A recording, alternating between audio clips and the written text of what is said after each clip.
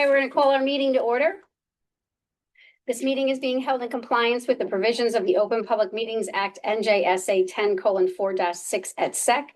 Annual notice has been forwarded to the New Jersey Herald and the Daily Record. It was posted on the bulletin board maintained in the municipal building for public announcements. Can I have a roll call? Mr. Bongiovanni. Here. Mr. Falcone. Ms. Johnson. Here. Mr. Kukovic. Here. Ms. Rodriguez. Here. Mr. Taylor. Here. Mayor Glatte. Here. If you'll stand and join me in a salute to the flag. I pledge allegiance to the flag of the United States of America and to the republic for which it stands, one nation, under God, indivisible, with liberty and justice for all. And if you'll just remain standing for our loss of life that we've had during our current skirmish of our soldiers.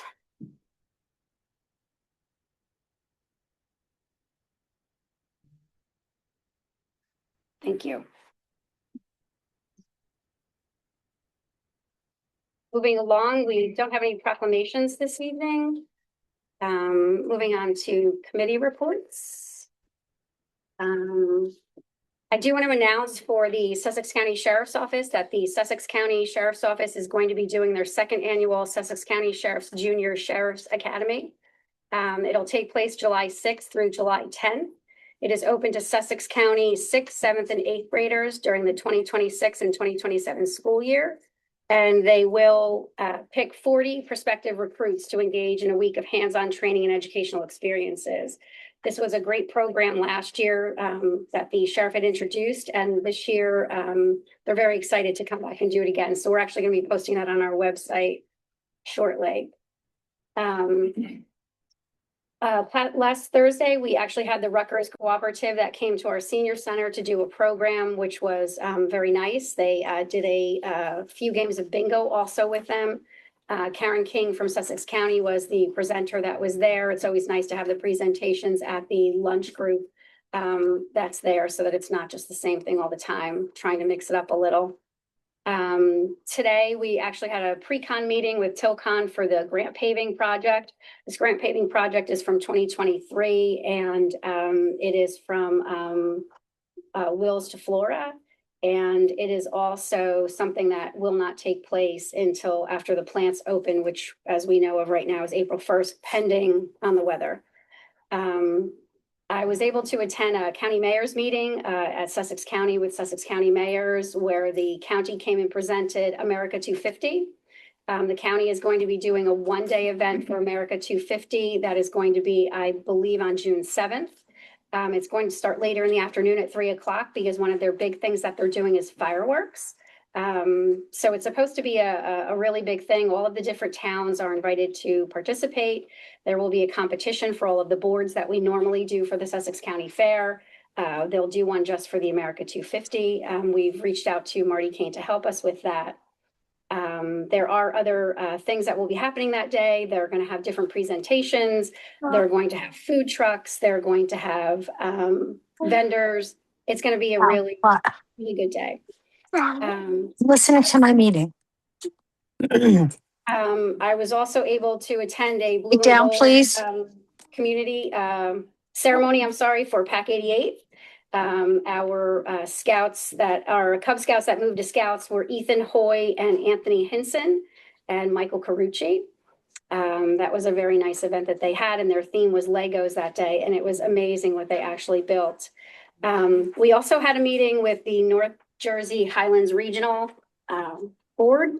This was to strengthen the economic local businesses through parks, trails, and outdoor recreation. All of the trails that Hopakon have is a very important tool for us.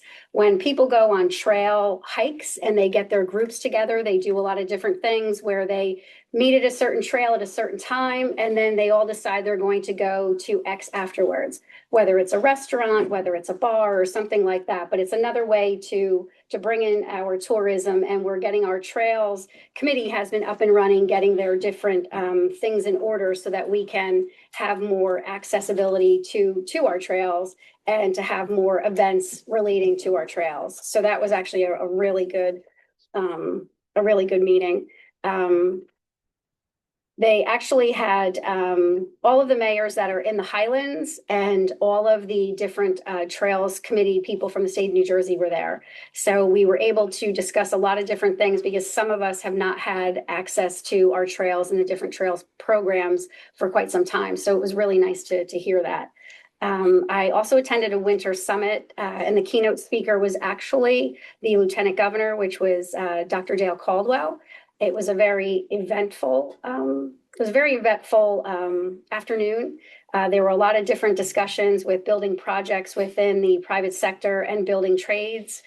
Some intergovernmental partnerships for site review and permitting and applicants, and beyond the build of economic development and revitalization. Hopatcon, unfortunately, being the municipality that we are, we don't have the ability to develop property that exists. All of our development will be redevelopment because we don't have any spare property to build anything on, especially anything of magnitude of a size. So all of our development will be redevelopment. And once we have the ability to start to do some of those projects, once we have the ability with water and sewer, it'll be something that's nice for the future, but it's nice to hear that other towns are in the same boat that we are. We're not the only town that has issues in the Highlands where we can't develop our property. We are stuck with redevelopment. So exciting afternoon. And I know that Ron has been involved in most of these things that I have been involved also. And we've had a lot of conversations the past 2 weeks since the last council meeting, just between issues that we have that residents have coming in and, what we're doing to successfully fix those.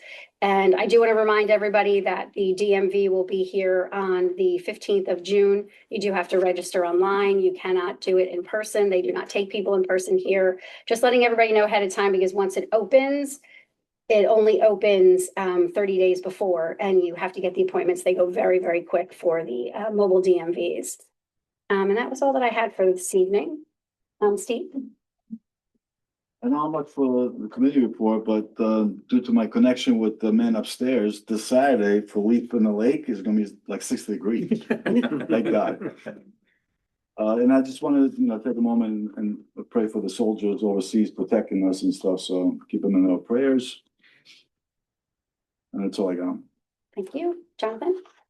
The Environmental Commission, the one thing I want to remind everybody is that April 25th is our shred day. It's also the townwide cleanup. And we will be giving away seedlings that day also. We have 4 different varieties of seedlings we'll be giving away, but it's first come, first served, so. And that's about it. That's very good. Thank you. Jennifer? For the Municipal Alliance, movie night and candy bingo is scheduled for May 1st. For our next council meeting, I'll have more details on that, about what that movie is and more details. The Girls on the Run signups. Girls on the Run actually gave us an extra week. We were supposed to start on Tuesday, and we only had 2 girls who signed up. If you know a 3rd, 4th, or 5th grade girl that is interested in running, I have volunteered to coach. And they're going to be coaching Tuesdays and Thursdays. They're going to be practicing Tuesdays and Thursdays from 3 to 4:30 at the high school track. And it's a really great program. I was fully trained on it, and it's really about empowerment for girls. And it ends in a 5K at the end of I think it's 10 weeks. So if you know a 3rd, 4th, or 5th grade girl, please have them go to gotrnjn.org and then register. The Leap in the Lake is March 7th. The Easter egg hunt at the Elks is on March 28th at 6 p.m., $20 a person. And their next meeting is March 16th at 6 p.m. The high school PTSO is hosting a Tricky Tray May 21st. Doors open at 1:30. Calling starts at 4. They're doing tables of 8 for $80. There are advanced ticket sales also available. The last 2 dates that they have available now are the March 6th from 6 to 8 at Dunkin' Donuts, and March 13th at the high school cafeteria from 5 to 8 p.m. Or you can email hopatconhighschoolptso@gmail.com for more information. School is continuing to raise funds for the new gym, which has not maintained since 1995. If you're interested in donating, please email the superintendent, Jay Hallenbeck, at hopatconschools.org. Their next meeting is Monday, March 6th at 7 p.m. So I'll go for more meetings next. Our ordinance committee met on Friday. We discussed the peddlers and solicitors licenses, which are on the agenda for tonight. We also talked about an ordinance for raising the fees for bingo and raffle licenses, state minimum, increasing zoning fees, the zombie ordinance or the vacant property ordinance, and the short-term rental ordinance. And those last four hopefully will be on the agenda for the next meeting. For the ambulance department, their roster is starting to increase, but they could use volunteers. They're hosting a CPR class tomorrow at 7 p.m. at the squad building, $50 a person, ages 13 and up. Go to www.hopaconems.org and click on the classes tab. Their next meeting is Tuesday, March 17th. It's gonna be a busy week at 7:30 at the ambulance department. And they're always looking for volunteers, and you can email them at contact@hopaconems.org. And that's it. Great, thank you. Anthony? On the real estate side, there's been two more properties that have been put up for auction, which we'll see later in the agenda. And the other good news is that we've got 22 other properties added to the in-rem list. So that's started to build, generating some income for 2025. And that is it. Thank you. Rachel? So I attended the council meeting in Byram last night. They did appoint a new council person, Joe Esposito, so congratulations to him. And I have to make copies of this, but I did bring a copy of their agenda. I think it's always interesting to see how other towns kind of run their meetings and their format, so I will make photocopies and share that with you all after. The Office of the Second Lady, in conjunction with the NEA, is hosting a America 250 bookmark design contest. It's eligible for all kids K through 8.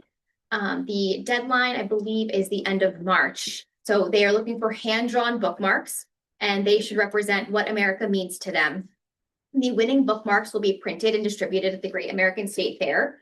The winners will also be invited to DC to participate in a literacy event at the Great American State Fair stage. So I did send you guys a timed email, Ron. If it's possible, we can get that information on the website. That would be great. The Sussex County Division of Health is having a women's health screening, which includes a clinical breast and pelvic exam on several dates. It's 1 a month, so March 26th, April 23rd, May 7th, and June 4th from 4:30 to 7:30. To make an appointment and see if you qualify, please call the Office of Public Health Nursing at 973-579-0570, extension 1246. If you have not seen it in the hallway on your way in, every month, the Division of Health also releases a monthly newsletter. I'm not going to cover everything. There's a lot that they provide in terms of information, but please take a look. This month's topics include environmental allergies, poison prevention, colorectal cancer, national nutrition, and overall spring health. I'd like to congratulate the Hopakon Warriors competition cheer teams for taking 3rd place at Globals in Atlantic City. They had a great time. They did a great job, and I lost all my money on the slot machines. So then Hopakon Hawks Spring Rec Soccer signups are open. Early bird pricing does end on March 6th. This year, the jerseys will be themed for each team around the World Cup teams, which is very exciting. Their season runs from April 8th until June 13th. So if you have anybody interested or if you're interested in coaching, please reach out to the Hopakon Hawks program. Their website is hopakonsoccer.org. Hopakon Little League, there are 4 days left to register for T-ball, baseball, or softball. So if you have any questions or if you're interested in registering for that, you can visit hopakonlittleleague.org. And the last 2 things I have, CERT put together a beautiful flyer. They're always looking for volunteers. They will train you. You learn everything from first aid, safety, crowd control, whatever you could think of. It's a lot of information, a lot of good people. And it's always good to know what to do in case of an emergency or see how you can help. And a lot of our CERT members are the people who run the warming centers when we do have it open in town. So they are kind of, another addition to our unsung heroes here. And the last thing is the Hopakon Fire Department will be hosting a first responder mental fitness and PTSD outreach prevention on March 19th at the Hopakon High School auditorium. So please visit their website for additional information and how you can sign up and register. And good luck to the Leapers. Steve. Thank you. Yeah, I'll be there. Administrative report on? Oh, yes. Thank you, Mayor. I'll be real quick. If I'm not mistaken, this is the National Professional Women's Month. And thank you all. I see a lot of them in the audience and I see a lot of them here on the dais. Thank you for all you do. A father of daughters, I have to remember those things. And lastly, I have very little, but I had the privilege of speaking and being a guest speaker at King College this past week in their master degree government class, and it was very refreshing to see younger people getting interested in local government, getting involved in their local government, and looking at professional careers in their local government. So it was very flattering to be able to speak at that. They asked a lot of great questions in this time, and they're very up to speed on the economics of things right now and how local governments are starting to handle that. So that was a nice event. Other than that, that's all I have. Can I ask a quick question? Yeah. Do we, I know that we have all the wells are fitted with the carbon filtration systems. Is there like any update on the PFAS stuff? As far as with Same, everything's the same? everything's the same, we're Everything's below tolerance. We're at zero detect. Great, Systems norm, other than leaks, we're doing great. thank you. You're welcome. Thanks, Ron. Can I have a motion to open to the public? Still made. All those in favor? Aye. Abstentions? Meeting is open to the public for anything and everything that is on the agenda and off the agenda. We just need you to come forward and state your name. Hi, Dawn Roberts. I just wanted to talk about the flag for a minute. Ideally, it should be in the left-hand corner of the room.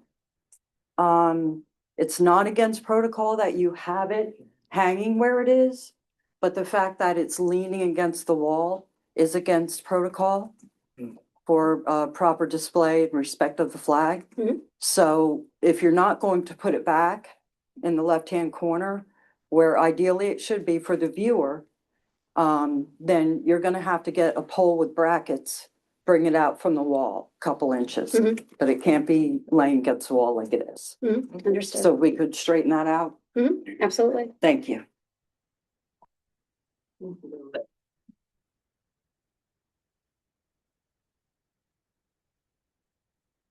Rashina Williams, 218th P. I am back about my grinder. So I received a letter from the attorney. That would be me. Was that you? Yeah, that's Okay, no clue. So basically, the information that I received is the same information that I've already had. There's nothing new here. I spoke to Ron called. Thank you for that. And we discussed that I already have this serial number. I don't need the serial number because I literally have that grinder pump on the side of the house. The serial number I do want is the one that was originally installed in 2006 that I have a receipt for here.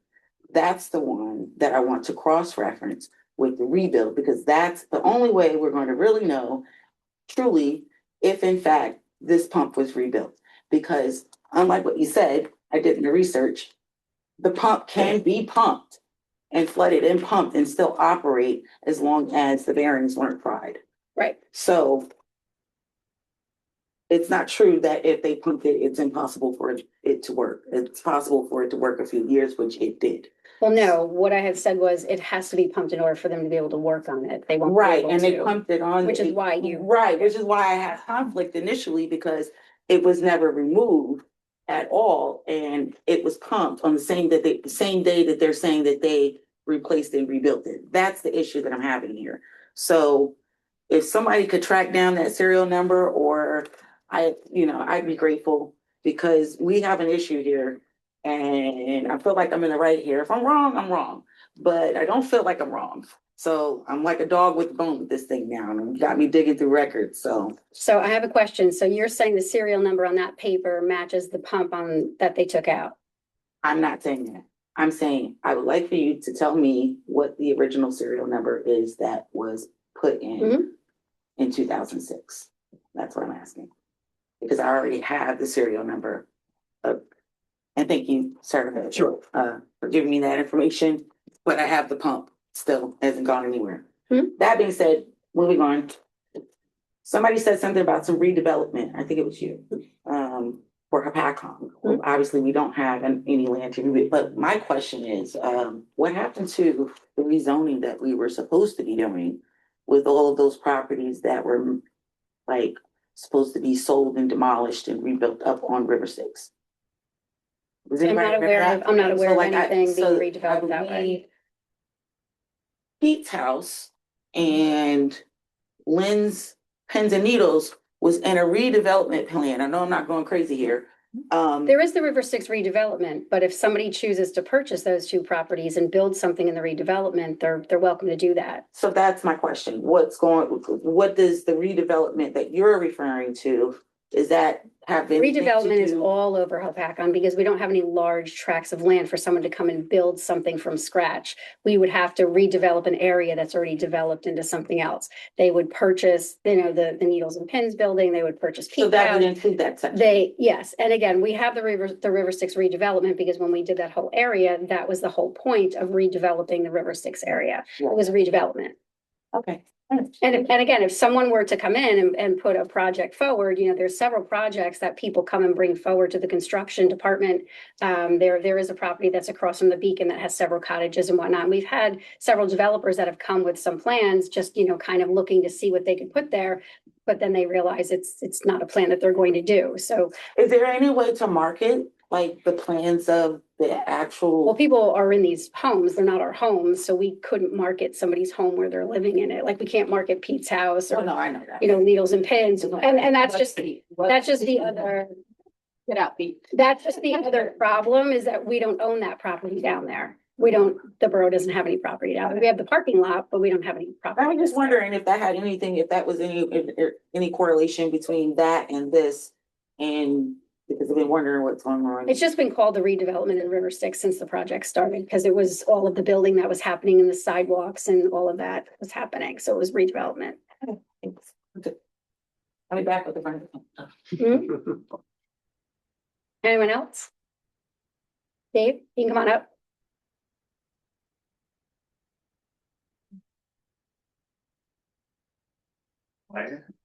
Good evening. I just have a point.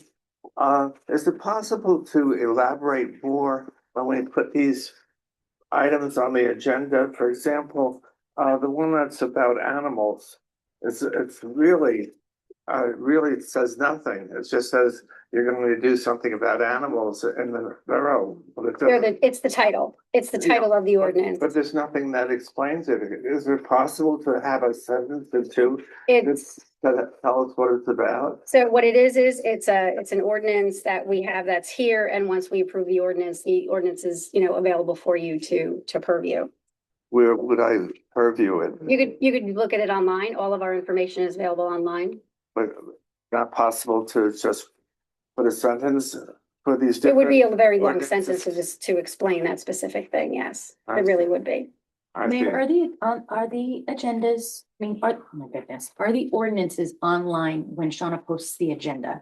Yes, So if you go online, you can click on the agenda and the packet is all there with all of the agendas. So what we have, you have. I see. So go under hopatcon.org. Okay, thank you. agendas. There's Yeah, a and then- section for agendas. Anyone else? Not seeing anything, motion to bring it back? All those in favor?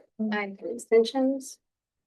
Moving on to the approval of minutes, approval of the February 18th, 2026 regular and executive minutes. Make the motion. Second.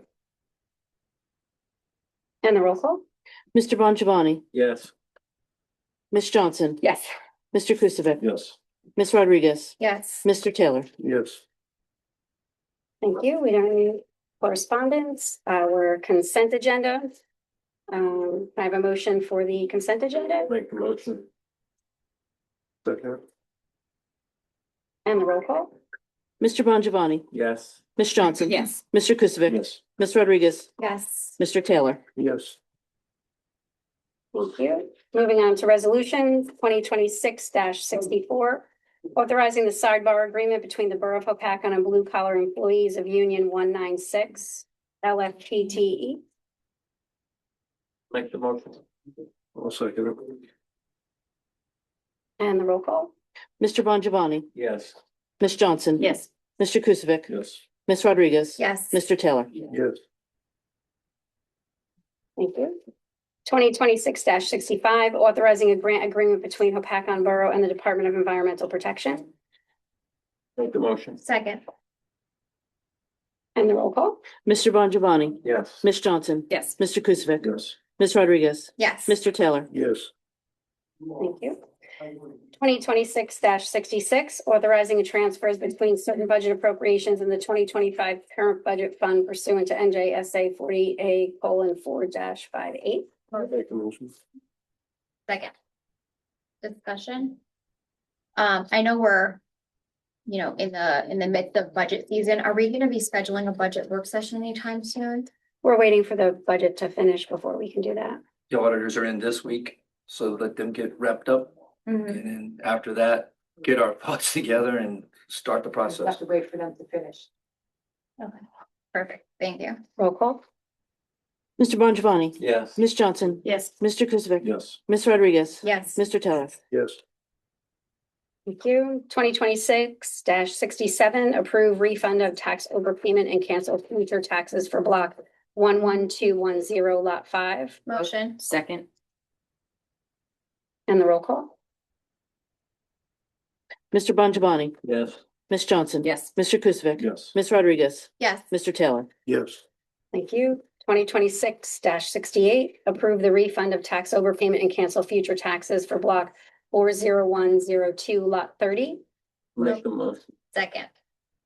And the roll call? Mr. Bongiovanni, Yes.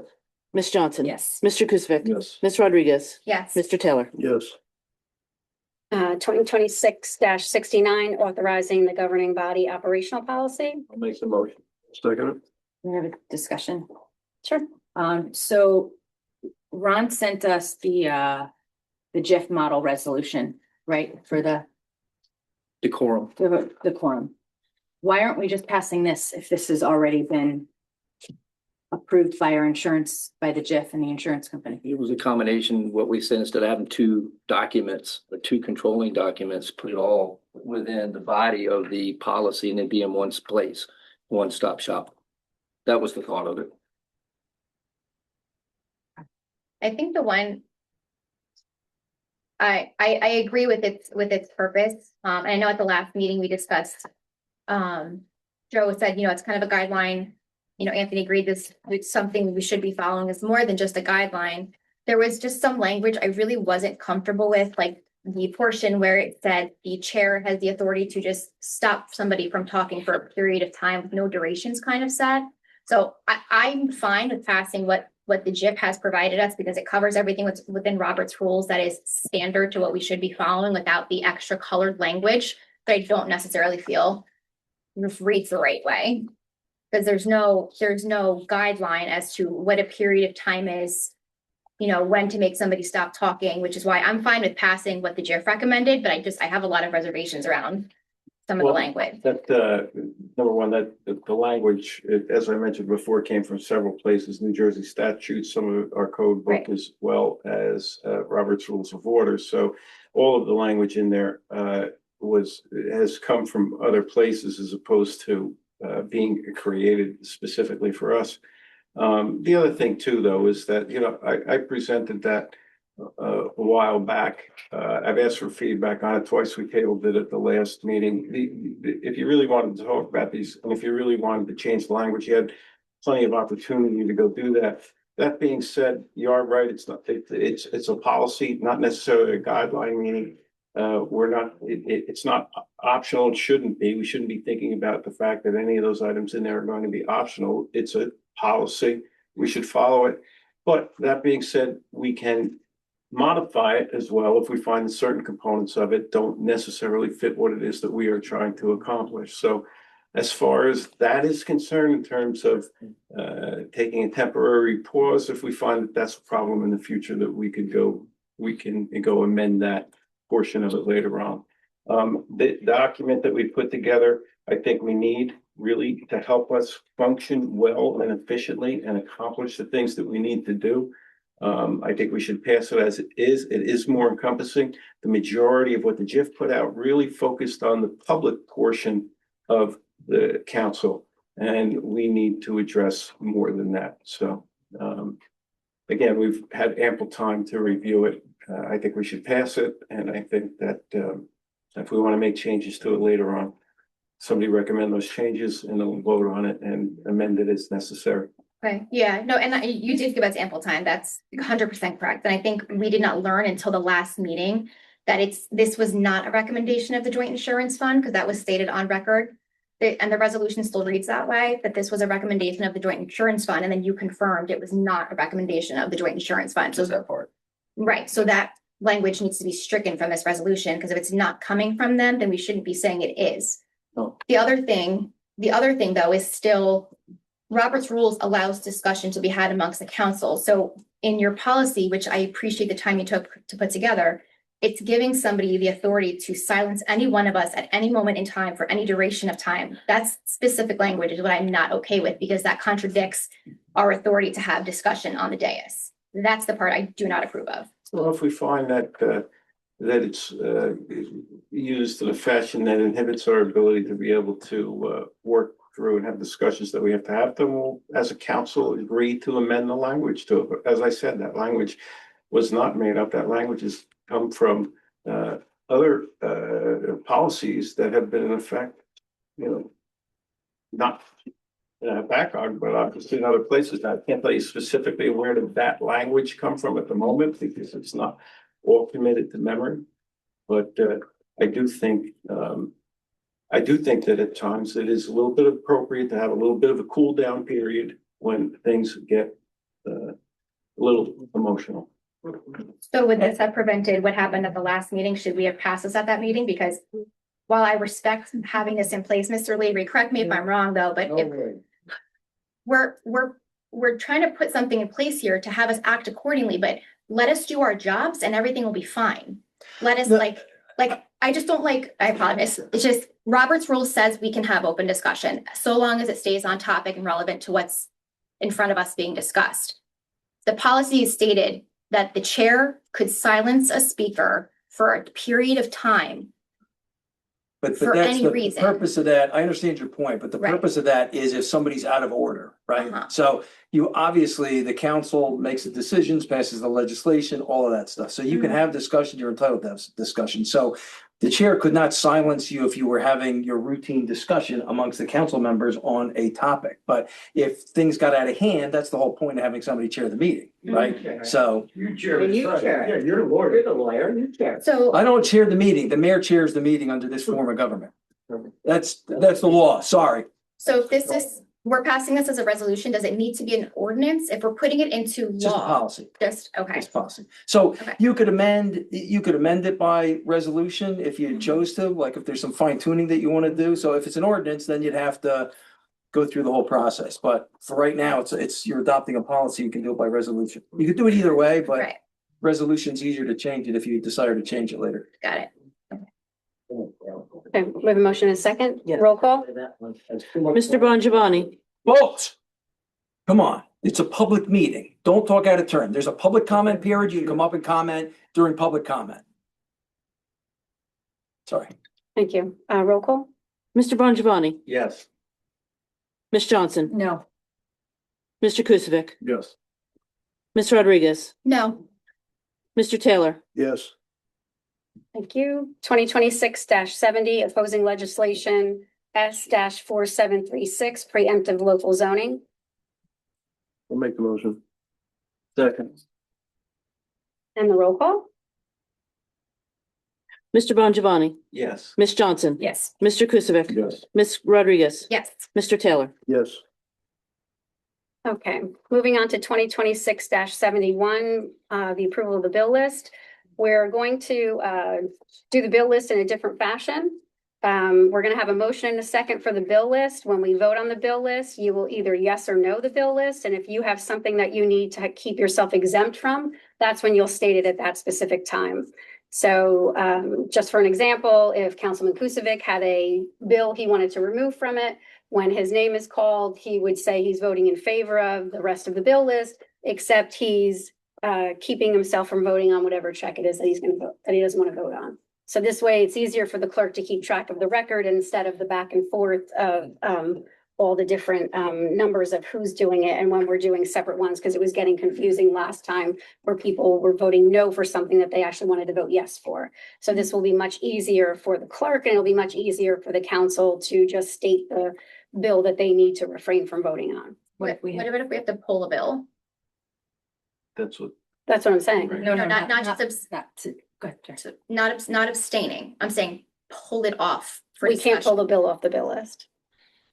We can't legally pull any bills off the bill list. You can choose to vote no. Okay. So we can't Do we, table do we a have, bill. sorry, do we have a motion and a second already on the bill so we can discuss it? Oh, sorry. Okay, so I'll make a motion. I'll second. Okay. Just because my question is around the community center and the rent. So it's now saying that it's a blanket bill. And I've been asking since November, what is happening? And I know we just got the email, from Ron the other day about the status and what's taking place, but there's been no discussion amongst council if we're gonna be keeping it, moving it, and then we found out the status in an email, but shouldn't there have been discussion with council about extending anything there? Do you want to do that first? Sure, yeah, we could I mean, since that's contractual, because I don't think that's been signed, if it's the one I'm thinking about. Yeah. Yeah, so let's discuss it in executive. So then can we That's table what I'm that? saying. You can, yes. Okay, Okay, thank you. that's what, yeah, so we can table that. No, So we're all gonna table that bill then? That one. well, we have to. So it's 20, sorry, do you want the number now? Yes. No? Yeah. 26-00473. 473, got it. Thank you. Okay, so we have a motion and a second for the bill list. Yes. Okay, the roll call. Mr. Bongiovanni, Yes. Ms. Johnson. Yes. Mr. Kukovic. Yes. Ms. Rodriguez, Yes. Mr. Taylor. Yes. Thank you. And then we have to vote to table that call, or does it just get tabled? That was taken out, right? So it's Yes. part of the motion when you first see it, so you're good. And then you just can't forget to vote when you come out. If you choose to vote. So moving on to ordinances, 4-2026, an ordinance of the Borough of Hopatcong, County of Sussex, State of New Jersey to amend chapter 129-3 of the Borough Code entitled Games of Chance, Fees, and chapter 171 entitled Peddling and Soliciting, section 171-6. Make a motion? Second. And the roll call. Mr. Bongiovanni, Yes. Ms. Johnson. Yes. Mr. Kukovic. Yes. Ms. Rodriguez, Yes. Mr. Taylor. Yes. Thank you. Moving on to 5-2026, an ordinance of the Borough of Hopatcong, County of Sussex, and State of New Jersey, amending the Borough Code to revise chapter 13 entitled Court Joint Municipal. Change of the names are in the joint court agreement. I'll make a motion. Second. On the roll call. Mr. Bongiovanni, Yes. Ms. Johnson. Yes. Mr. Kukovic. Yes. Ms. Rodriguez, Yes. Mr. Taylor. Yes. Thank you. Moving on to 6-2026, an ordinance of the Borough of Hopatcong, County of Sussex, State of New Jersey, authorizing the sale of certain property owned by the borough and not required for public purposes, commonly known as Block 40414. L57, Lot 50. Block It's just- 57, I'll make the motion. Second. and the roll call.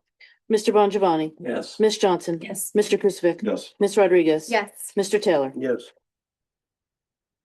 Moving on to ordinance 7-2026, an ordinance of the Borough of Hopatcong, County of Sussex, State of New Jersey, authorizing the sale of certain property owned by the borough and not required for public purposes, commonly known as Block 41001, Lot 16. Make a motion? I'll Second. second. And the roll call. Mr. Bongiovanni, Yes. Ms. Johnson. Yes. Mr. Kukovic. Yes.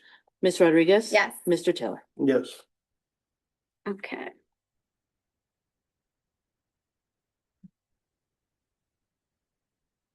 And the final hearing, do we know when that is on those? Tonight. Oh, tonight. Tonight, these two are tonight. Oh, right, because they were the previous ones. Yes. I thought these were the newer properties. Okay, okay, very good.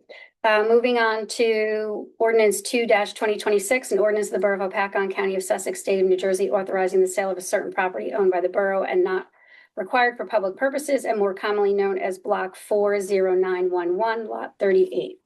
Motion? Second. On the roll call. Mr. Bongiovanni, Yes. Ms. Johnson. Yes. Mr. Kukovic. Yes. Ms. Rodriguez. Yes. Mr. Taylor. Yes. If I may, the hearing for this is next meeting. Okay, The auction, sale. the auction Sale. for this is next meeting. Don't we have to open a public one? I think so, yes. Yeah. It's- It's final hearing, it's open to the public, or anybody had a comment on it? There, The, final hearing, yeah, the final hearing. yes. So we'll have a motion to open. Motion. Second.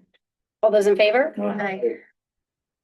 So we have open the meeting for, this ordinance and this ordinance alone. Does anybody have a comment? Not seeing anything, motion to bring it back. So made. Okay. Moving on to old business, we have, cannabis. Yeah, one more. We have so much property, Ron, I'm very Hey, confused. good. This is the end. I just hope the treasurer don't run out of deposits. I know. That's all I'm. Final hearing, 3-2026, an ordinance of the Borough of Paccon, County of Sussex and State of New Jersey, amending the Borough Code to revise Chapter 66 entitled Animals. Motion. Second. And the roll call? Mr. Bongiovanni, Yes. Ms. Johnson, Yes. Mr. Kusvic, Yes. Ms. Rodriguez, Yes. Mr. Taylor. Yeah. Point of order. Point of order. Isn't there supposed to be discussion on final ordinances? I'm sorry, the point of order is, You asked on the first ordinance, but I don't believe you said anything about. We're doing it now. We're doing it now. We ain't We have get to, there open yet, it- Dave. we have to open it to the public first. Oh, you have a vote? Yeah. Oh, Oh, no. We have to vote on the first one, which we did, right? And now the second one's gonna be, there'll be a motion to open it to the public can comment on that if they want, then it comes back to council, and then council will vote Oh, up or down. because you were going right to whole business. We- Well, no, this can straighten that out. We got it. yeah. Can I have a motion to open? Motion. Second. All those in favor? All right. So the, floor is open for this ordinance and this ordinance alone. Does anybody have a question? Sure.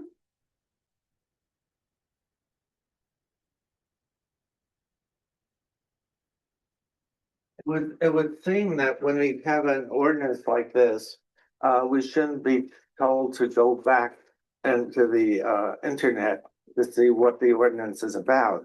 It would seem to me is that one of the council people or the mayor could just explain what this is. I mean, it's just as animals, and we're supposed to have discussion before you have a vote. But how can we have discussion if what we know about this is about animals? And it would seem only fair that we have some time where we could discuss, we don't have that many resolutions or whatever, especially final resolutions. So why can't you tell us what this is? I'm gonna tell you right now. So this is under public nuisances, the existing code. So we already have this section in the borough code. Right. The state of New Jersey, because it has nothing else to do, I guess, said, we think there's some problem with your public nuisance because presently it says a domestic animal should be considered a public nuisance and shall be subject to impound for the following reasons, and it lists the reasons. So the state wants, you can't do that unless there's an adjudication by the municipal court. So what we're doing is adding a domestic animal shall be considered a public nuisance and upon adjudication by a municipal court. So that way a judge has to order that, the impoundment of an animal. So, and then there's some other sections that they had us with timing. Impoundment pursuant to this section shall be temporary and solely for the immediate public safety or nuisance. So this is, Yeah. dog that bite, stuff like that. Yeah. Shall not exceed 7 days or the time necessary to return the animal to the owner or initiate judicial proceedings, whichever is shorter. So they've just added some legal stuff Right. that the state said, we think will make your ordinance more enforceable. So that's really the Right. purpose of it. You know, so if we have another ordinance like this, it just took you like 3 minutes. Yeah, no, agreed. And a lot of them, I think we try to put in the title so you have some understanding, but this one would be so lengthy, it would just confuse more. But you're right, it doesn't, if you just read the title of that, it doesn't, it just says animal. So, Right. Point well taken. Okay, thank you. Dave, I will just mention that all of the ordinances are on the bulletin board in the hallway outside, so you can see when you come in.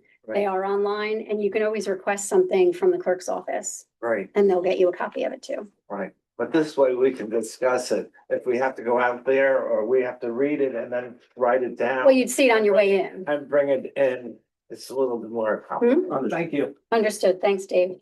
Anyone else? Motion to bring it back? Motion. All those in favor? Now moving on to old business. We have our engineer this evening, John Rushke, that's going to give an update for us. Good evening, everyone. What a share. I don't want to get too comfortable, but I guess I'll just do, I issued a cannabis zoning evaluation letter dated February 13th. I'll just kind of go through those highlights first, and then we can have just an open discussion with questions. Just some highlights that I made in the report is that the cannabis is regulated by the Cannabis Regulatory Commissions, the CRC, and they have very specific rules and regulations that need to be followed. Those regulations do allow municipalities some authority and limitations regarding how to regulate cannabis facilities from a land use perspective. You can permit or prohibit one or more classes of cannabis establishments. You can regulate the location, the manner, the time of operation of the facilities. You can then also impose reasonable conditions related to public health, safety, and welfare.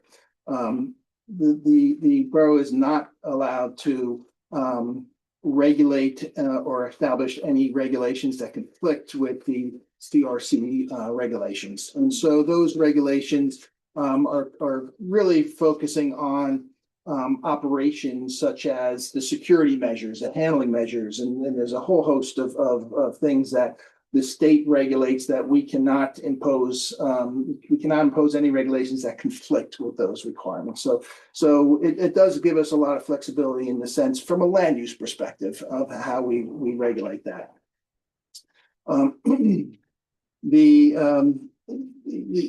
There's various different types of classes, 6 different types of classes. Class 1 is cultivation of growing cannabis. Class 2 is manufacturing, which produces cannabis products. Those 2 classes, I believe that even if we wanted to regulate them and permit them in the borough, those type of uses typically require a substantial amount of water. And that we just don't have it in our water system. And frankly, those more appropriate if we were to regulate them on Sparta Stanhope Road. There isn't a significant, they would have to install wells and they're just a geology in that area. You wouldn't expect to have high volumes of water produced. So, stepping from those 2 is just, even if you permit it, it's impractical. It's not going to have, no one's going to be interested in coming because it's difficult. Class 3 is warehouse and class 4 is distribution. Those 2 uses are really fall under our zones within the Sparta Stanhope Road. I'll just note that Sparta Stanhope Road it's not heavily developed for a reason. It's basically because we have so much the rock that's located in Sparta Stanhope Road, and you either have rock or you have wetland restrictions. There's been a number of developers that's come into the borough in the past. In fact, it may have been almost 20 years ago, D.R. Horton came in and they were looking at developing the one parcel that the state purchased. It was like a 200-acre parcel. They had about 900 townhouses. They extensively installed wells, even look at doing an on-site treatment system for wastewater. It was just cost prohibitive for them to do any development because of the amount of rock excavation. So that's difficult. We can certainly look at Sparta Stanhope Roads, but you have to just recognize the limitation that occurs within that corridor. It's just a very, certainly some areas there are some certainly areas that are developed already but warehousing and distributors, we really don't have large pieces of land that typically that people want for warehousing.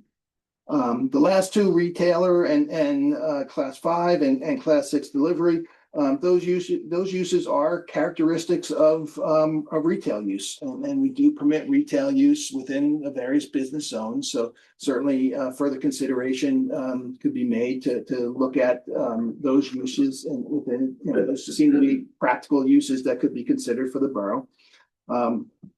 The state. Again, they really give the borough a lot of latitude regarding how you zone cannabis within the borough. You can impose buffers, and certainly certain common buffers are those that are within the federal drug-free zone requirements, where there's various different setbacks that they impose. The borough can impose them. They can reduce those limits if they feel it's necessary. So you're not bound by that. But certainly, when you're looking at any cannabis discussion, you're going to have pros and cons, and so certainly imposing some even if the minimal setbacks does seem to find that balance regarding what you can have. Now, certainly, most municipalities, frankly, they discuss cannabis because they're looking for the local tax credit. That's what they're looking for, and that's. Certainly if you're looking at a facility that has a high revenue, that it could actually generate quite a bit of local taxes for the municipality. So that's certainly an attractive way of doing it. So that's a very broad overview. Again, the emphasis is that there's a lot of flexibility on how the borough can regulate it. The next step is, where do we go from here? And certainly from a land use code perspective, it isn't set in stone regarding how a municipality proceeds with a land use change. There's some common practices that are done. One practice is that the council takes the lead. The council can absolutely draft an ordinance. You can even introduce that ordinance without any input from the land use board at all. You send it to the land use board, and the land use boards, they don't vote it up. They don't vote for or against the ordinance. They just make a ruling. Does it comply with the master plan or not? If they vote that it doesn't comply with the master plan, then it goes back to the council. The council has to vote on a supermajority to pass it, and there's also another step that you have to follow to justify why you're adopting the ordinance that's inconsistent with the master plan. I've seen that process go through. It's not as common, but it is a process that can be followed. Sometimes the council will defer this whole process to the land use board, let them look at it, come back with a recommended ordinance, and then it goes through the normal process of the council introducing it, going back to the planning board to find the consistency determination, and then coming back to the council. So that in those cases, the land use board is heavily involved in that discussion. Another hybrid that happens a lot is the council initiates it. They draft an ordinance, and prior to the introduction, that they just seek feedback from the planning board. Do they have any feedback? Do they have any comments? Do you want to incorporate it so that give them the opportunity to comment and give feedback to the council prior to making that first introduction, because you don't want to introduce it and then find that there is a suggestion or something that you want to consider, and then all of a sudden you have to reintroduce, and it just wastes time and money. So those are really the more common approaches that are taken. The one question that will come up is does this warrant a modification of the master plan in order to make this land use change? And that's something that would have to be vented a little bit with the land use attorney, the town attorney, and just kind of think of because if the ordinance is very minor in nature, that basically you're just proposing to consider cannabis as a retail use, and that's the extent of it. It may not push that threshold that you need to address the amended master plan. On the other hand, I'm not suggesting that the council would even consider this, but if you wanted to allow all of a sudden cannabis in a residential zone, that's pretty substantial. So that would require a master plan amendment and things. Not to say that the council would consider that, but those are the thresholds, and that's a bit of an extreme between the two. Having it addressing the master plan certainly there's legal protections. I'm not going to go into the potential legal protections and legal advice. I think that once an ordinance, if one is drafted, we can vent that with the attorneys to see if it warrants to go back. And certainly, with any ordinance, that you're not amending the master plan, typically you would have an introduction in the ordinance justifying why you're doing it and such. So I think there could be enough for legal protection from different means of the way we approach this. So that's kind of an overview. Okay, 2 questions for you. Sure. The first one is regarding the water on Sparta Stanhope. That makes complete sense, but there is a water main on Sparta Stanhope through Stanhope, correct? So is there opportunity for shared service with that? There is an opportunity to, I think it goes up to the county garage. Ron, I think that's the extent that it goes. I think it was, I'm not sure if it was brought up for the Byron bus or if it was brought up for the garage, but it goes up to the garage. So there is one property that's, certainly Byron bus, that section that, we have to consider the west side of Sparta Stanhope Road is also in the Highlands Preservation that I didn't mention. And that just gives another layer of development and difficulty for someone to develop a piece of property. So that developing in the Highlands is quite a deterrent for some developers. So that would work against us in that. Not that it's prohibited, but it does work against it. Developers are not going to be very attracted by a piece of property in the preservation zone. But certainly there's a property right on the right-hand side. I forget his name, who owns that property, but that certainly he's developed that area into a number of facilities in there. That we may have to look at, regarding the security, because he has so many buildings and way he operates that things, he may have some challenges complying with the CRC requirements and things, but it's not impossible. Thank you. And then my second question is, with the master plan status, aren't we in the middle of updating it now anyway? So wouldn't this be the opportune time to see whatever changes have to be made to make it where it's all kind of compatible together? Because we're in the middle of updating it, whoever's. I don't think we're not necessarily we need to discuss that. I don't think we haven't initiated that process. Okay. Because it is a time consuming process. It's a costly process. I think some discussions, at least I've had with Ron is, are we going to consider, opting into the Highlands? And if we opt into the Highlands, that's, it's a separate discussion. But, if you go into the Highlands, all of a sudden there's a lot of grant money that's available. And so we certainly would want to look at those avenues of doing that. So certainly addressing the master plan, it just recognized that is going to take a very time consuming process to go through the whole master plan. We can consider a re-examination to expedite it, but a full redevelopment of the whole master plan, it's going to take.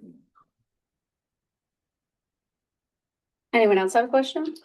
Well, I think Rachel touched up on the water source. I mean, Sparta Stanhope Road.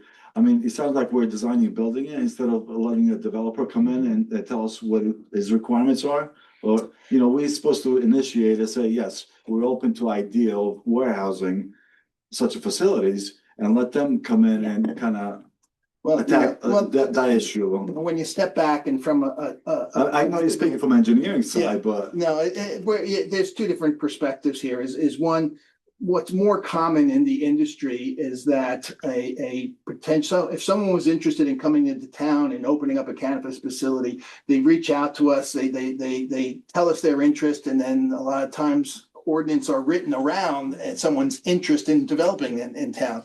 We could certainly look at that perspective and see if someone's interested. On the other hand, if you change the ordinance, it's like if we change it, we hope they come. It's kind of one of those scenarios. So right now the ordinance reads that it's prohibited. So anyone thinking of coming into a PACON, they're just looking at your ordinance and just passing you by because they see it prohibited. And so the perception of the public and of the industry is that PACON has no interest in having cannabis facilities. Well, I think certainly for the past 5 years that's been the case, but I think now that's not the case. I think now we're exploring all the options.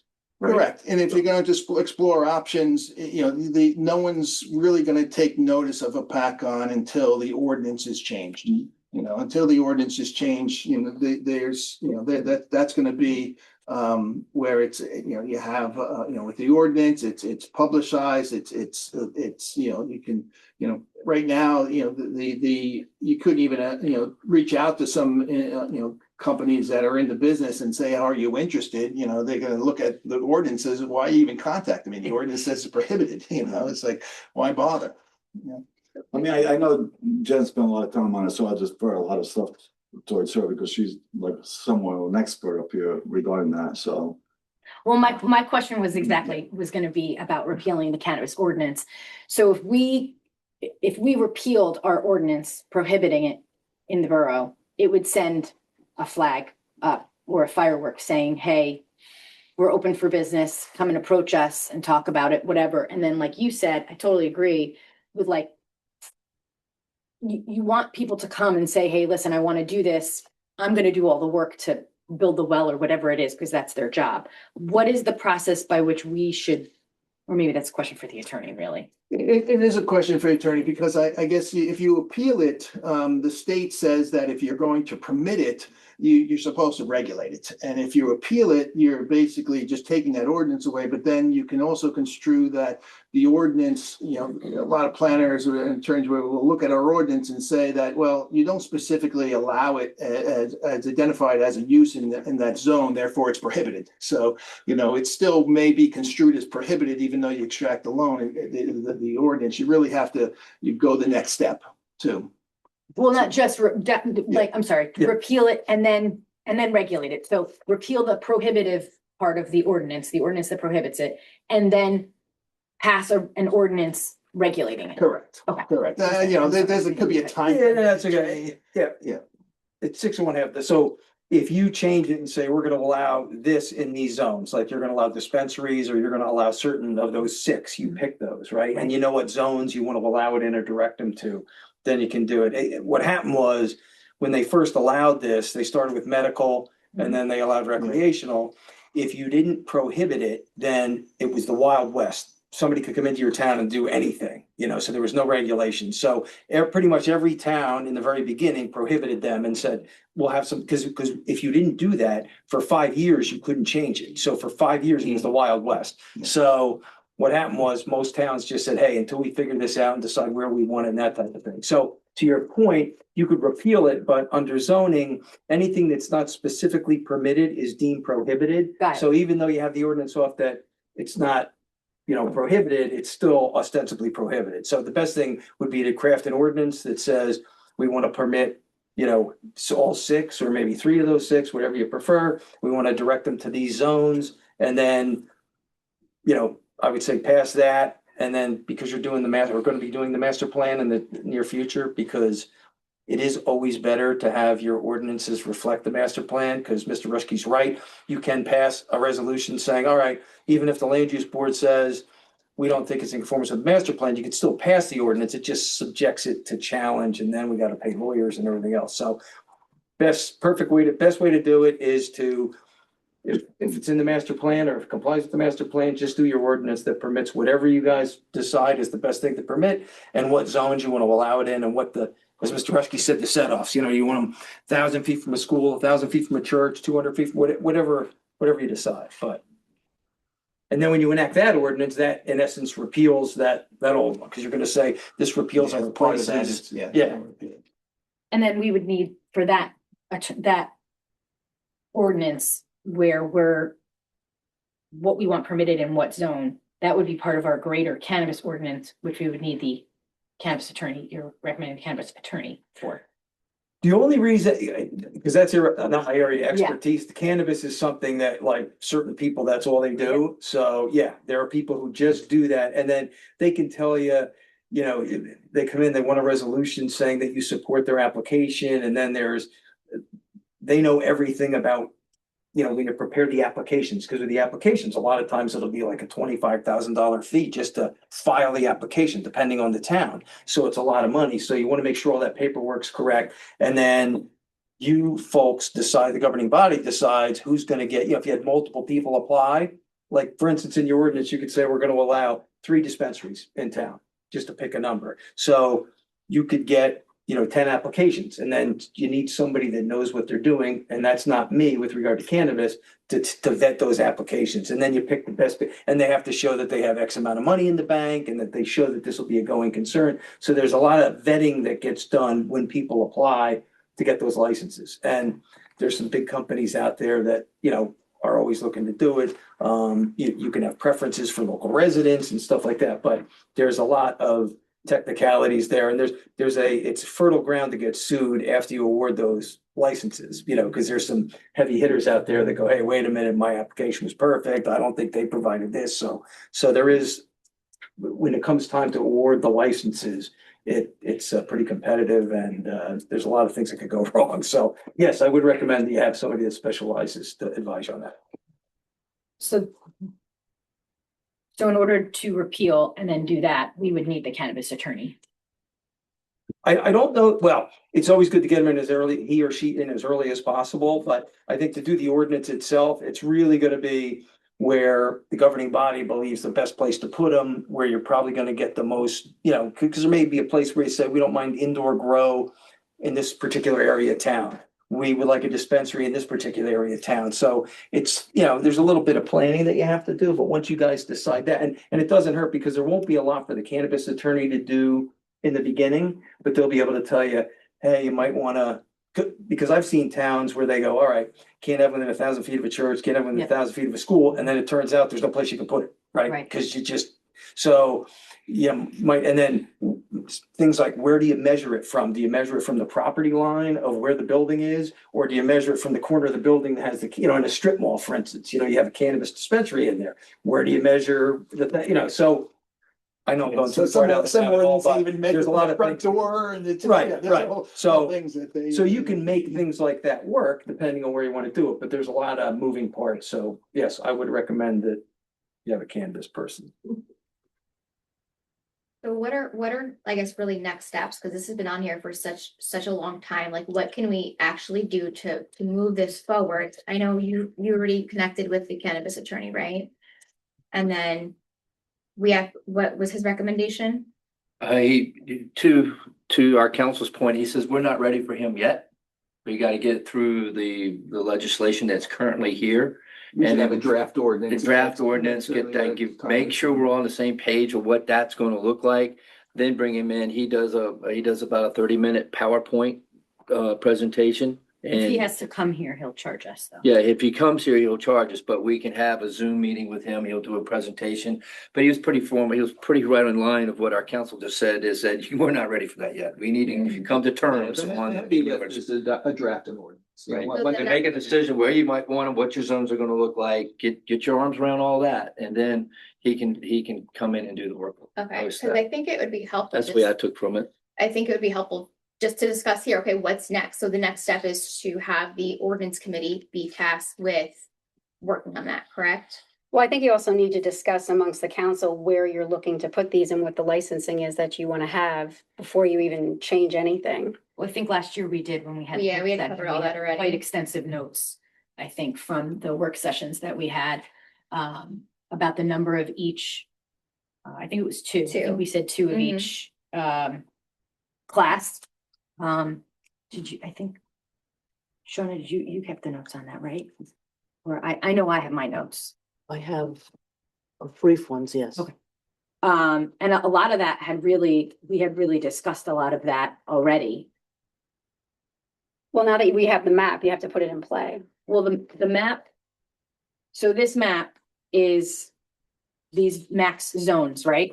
Yeah, that all I did was take what the drug-free zones and impose that as that would be probably, you wouldn't go larger than that. That just. But we could go smaller than this. The law allows you to go smaller. Right. So these are not mandated zones that we have to keep. Would be helpful if I had it right side up. Yep. So these are not mandated zones, because on the back of your report, you have the towns that have legalized it. Andover has the zoning. How setback? Andover doesn't have any setbacks at all from schools, daycare facilities. I don't agree with that, just on the record. But then Jefferson is 400 feet. Sparta is 250 from residential zoning districts. The schools, Andover's nothing. Netcong's nothing. Sparta's 250. So those setbacks are up to us, correct? Correct. It's not necessarily, because looking at this map, say like, well, the whole town, you can't put anything anywhere, but these are not mandated zones. We come up with the zones, we dictate the zones, which I do, just so everybody knows on the record, I do think there should be setbacks from schools and parks. So maybe that's something that we need to discuss as a council as well, is those setbacks. Yes. So then would it be in our best interest to do another work session for cannabis where we could come up with something to draft? I think we can put cannabis on the agenda. I don't think you necessarily need to do a work session that's just cannabis. And then once we get all our questions together, we can always have Mr. Rushkey come back again and help us move forward with that. Once they're decided where. To come back if we're gonna do Yeah, the draft. John, you're ordinance? great. Don't get us Yeah. wrong, but I think it sounds like the discussion has to be had amongst the council in terms of what we want to do rather than having him come back again, right? Yeah, the council has to start making Okay. decisions on how you want. So then this. if you want to do it during a meeting, that would be, when we wouldn't have to have a separate work session. That's even better, right? Yeah, I just, that John has a lot of just experience from all around all the towns, his knowledge. So I just thought that would be beneficial, but John, you also- don't have to come. That also Yeah, costs money. So Right, great. So then, okay. this is great, John. Thank you so much. Yeah, for thank you. this. All right, Thank so- you, John. Thanks, everyone.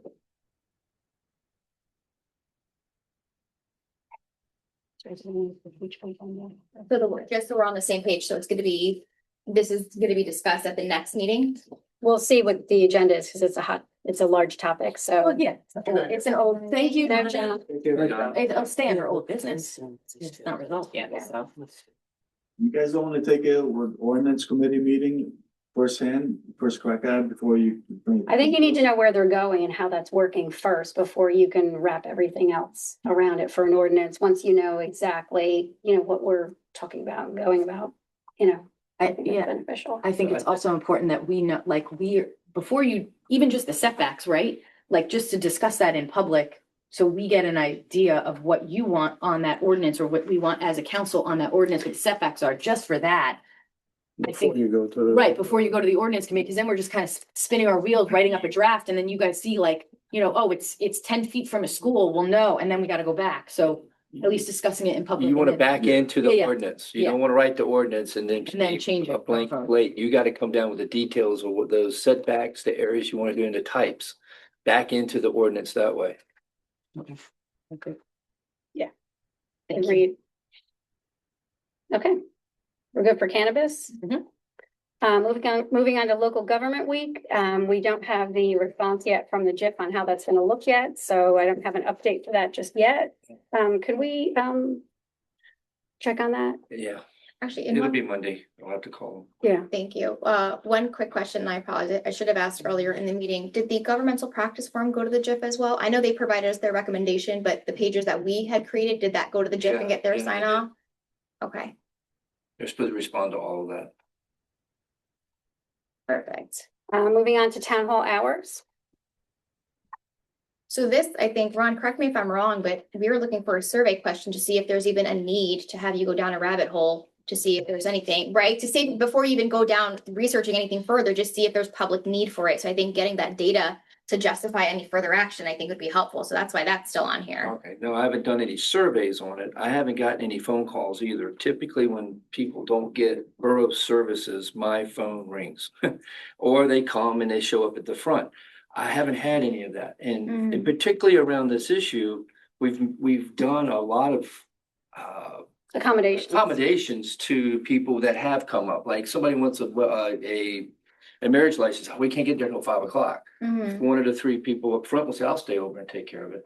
The construction community was the biggest ones that we've made changes to. They said, we want to get our permits in the morning. We want to get our permits and we want to go out and work. My guys are here in the morning to issue permits or take in permits or whatever it is to get them in and out so they can go out and do their jobs. We're very accommodating. I haven't had anybody come up and say, I haven't got a service because the building hasn't been open. Right. I think, yeah, but I mean, I also don't want to be reactive. I'd like us to be proactive in terms of accommodations for the residents. So having the data to put it out there is no harm, no foul to put out a survey just to get public feedback. I think there's a lot of people who don't call or comment because they just think it is what it is. Why am I going to say something? Nothing's going to change. So if you just give them an opportunity to submit their feedback, look at the results we've gotten from the other surveys that were put out there, but did we get phone calls and complaints on any of that stuff? No. So I think it's just giving the public an opportunity to be heard, and we can see if it's justified to further research. That's kind of, where my head was at with it. And it's also a promise that was made, so we should research it. Okay. Live streaming? So I know we just got, thank you, Ron, for the email. We just got it the other night. So that's why the resolution was tabled. I know council had requested the data metrics in terms of pricing and cost for that service. So where does council want to go with this? We have the cost associated with it. He emailed it to I everybody. emailed it to everybody. It's the $104. $104.32 for the person to run the Zoom meeting for each session. And I said, I didn't know how many sessions you want to have in a year. So take that times the amount of sessions, and that's your annual rate. And I just put a caveat in there. We are in negotiations. I don't know if that rate's going to change or not, but that could go up.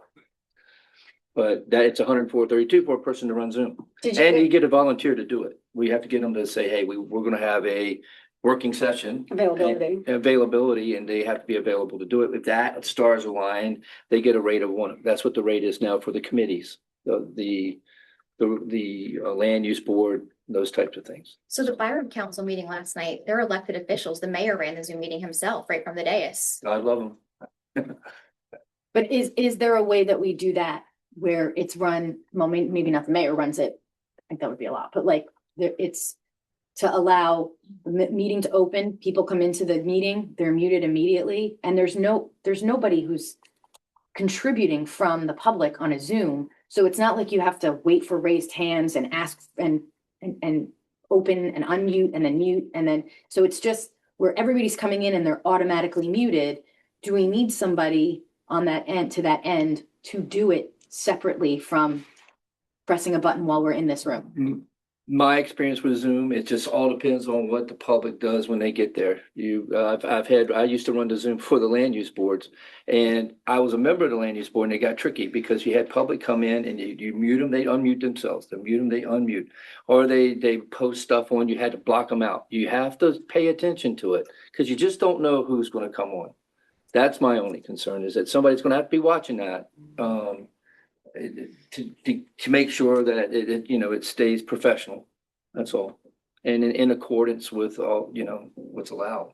Yeah, and that's a capability of the platform itself too, where people don't have the ability to unmute themselves or put themselves on camera. They need host requirements. So I think whatever your parameters are set to in the background, you can. I got note it. ahead of time. So it shouldn't even be a concern. That was my thing. So that's one concern taken care of.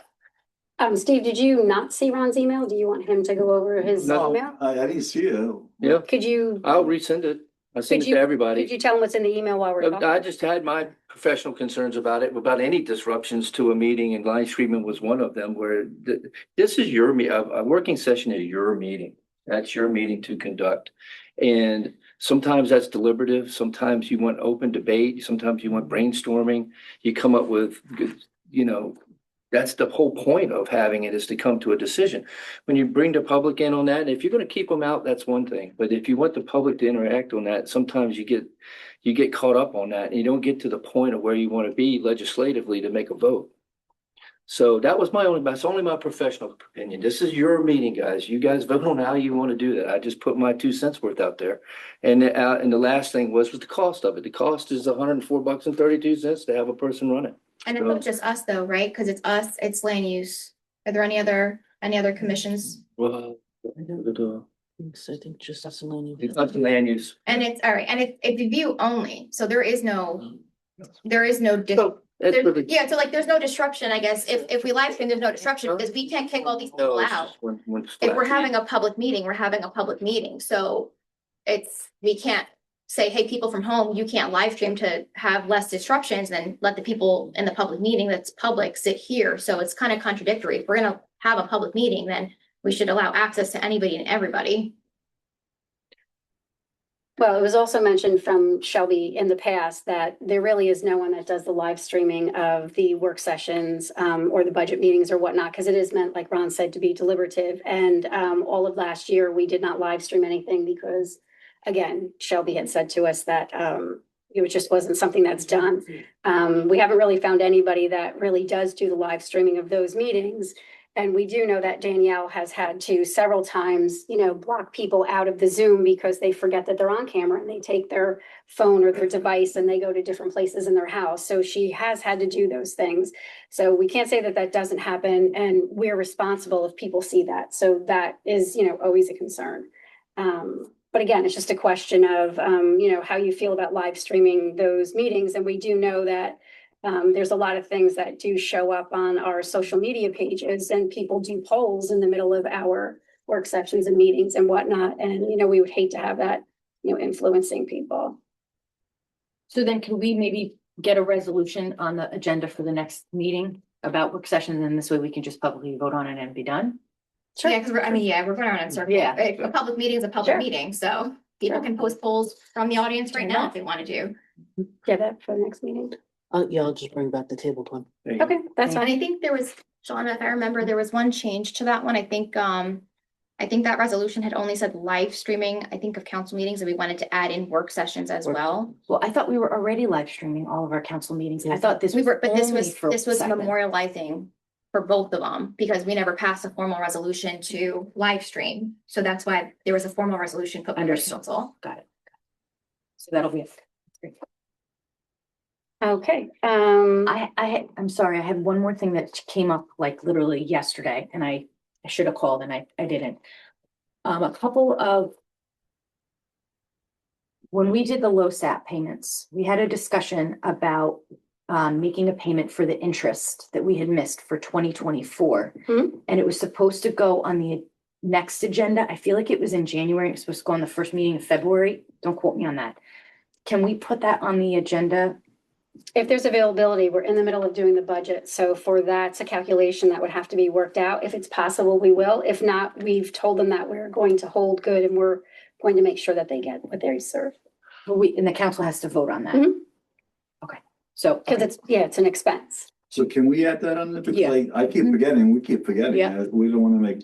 Well, again, I know that it's on Judy's list, but again, our CFO is in the middle of the budget and everything else, and we have the auditors here. So again, there's just been a lot of things that have been going on to be able to go back and figure out that calculation and then give it out. I did myself explain to Rob that we absolutely 100% would give them whatever it was that they were missing, because it was the right thing to do.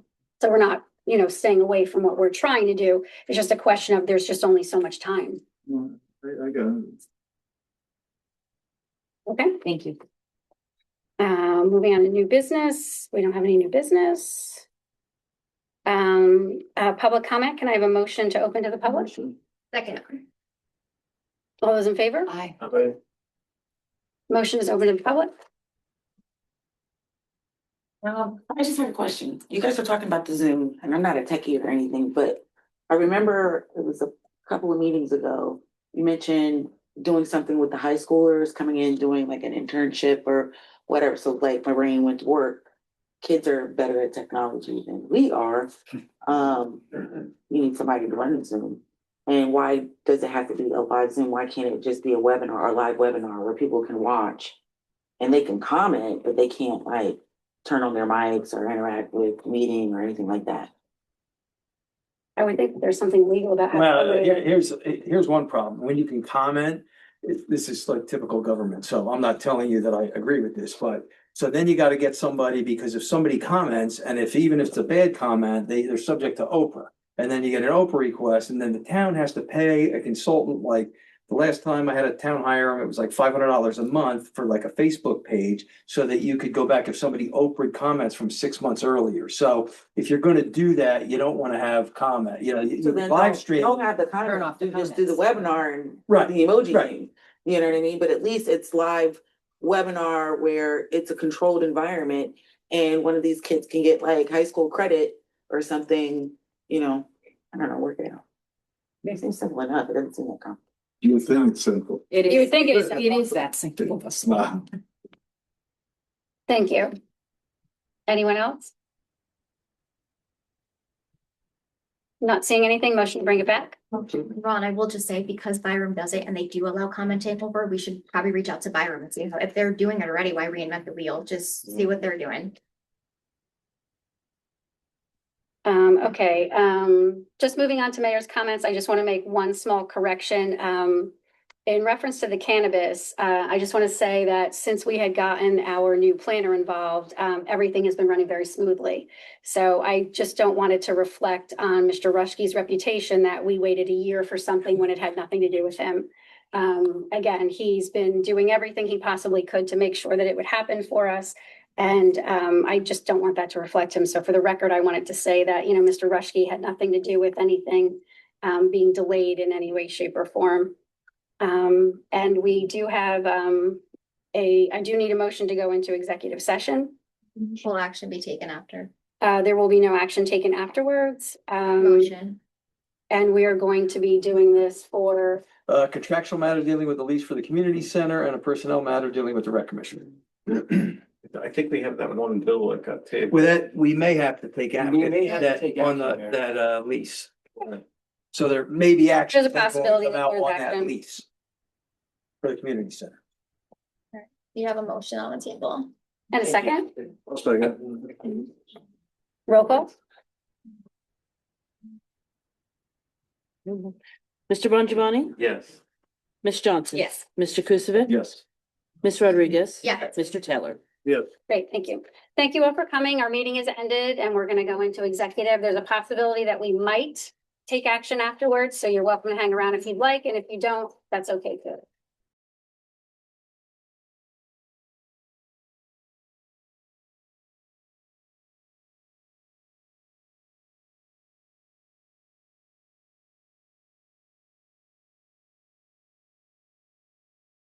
Doing that. Give it a lot of company. Did we do that? Jen. Okay, so we're back into open, and can I have a motion to pass Bill 26-00473, or did you want to say we're? Yeah, I just want to, let me just do the old. So we emerged from executive session at 9:41 PM where we discussed two matters. One was a contractual matter dealing with the lease for the wellness center. The second was a personnel matter dealing with the rec commission. No action was taken, no official action was taken. Copies of these minutes will be available at such time as the council determines there is no harm to the public interest. Okay, so can I have a motion to move Bill 26-00473 Make the motion. Second. and the roll call? Mr. Bongiovanni, Yes. Ms. Johnson. No. Mr. Kukovic. Yes. Ms. Rodriguez. Abstain. Mr. Taylor. Yes. Thank you. Can I have a motion to adjourn? I'll make the motion. Okay, all those in favor? Very good, we're adjourned. Yes, Ron, good luck. Hey, take your phone. We're done, Courtney.